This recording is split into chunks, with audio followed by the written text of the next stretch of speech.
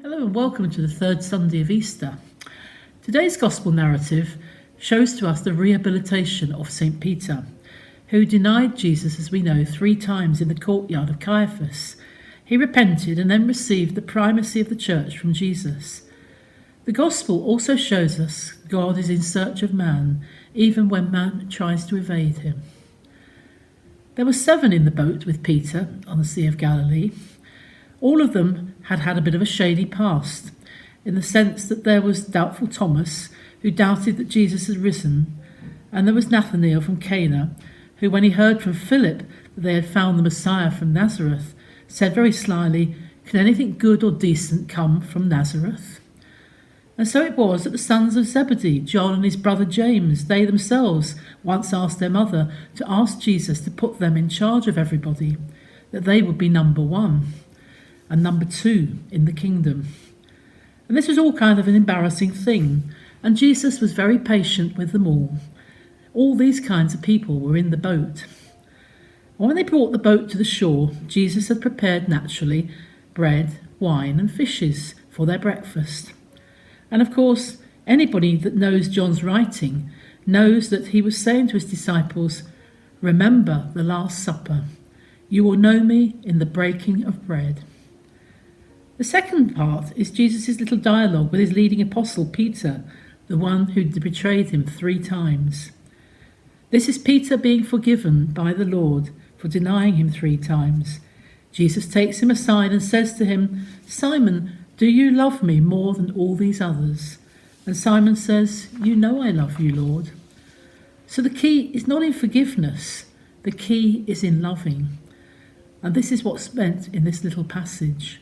How much do you love? Every person born into this world has a deep and lasting hunger at the centre of his heart, and that hunger can only be satisfied in the love of God. St. Augustine quite famously says, "Our hearts will never rest until they rest in thee." What Jesus is reaching down to is Peter's inability to ask for forgiveness, and rightfully so. He was the leader. He was the one who was going to lay down his life for Jesus, and at the words of a simple little maid, he had denied him and swore and cursed. He was unforgivable, and he was unforgivable. He was denying that he even knew Jesus. He was doing something that was intolerable, and he had no right to ask for forgiveness because he had overstepped the boundary, betraying God himself, and viciously and out of fear and distress. But God reaches down beyond whether we are worthy of forgiveness or not. Sometimes we think that we should be worthy of forgiveness. I don't necessarily feel sorry, but I feel that I am worthy of forgiveness. But God and Jesus understood that forgiveness is a gift from God, that nobody is worthy of being forgiven. Jesus reaches down to that basic yearning in every human being. And this yearning can only be satisfied by the love of God coming into his heart, unconditional love. No extra reasons why you should or should not have this gift.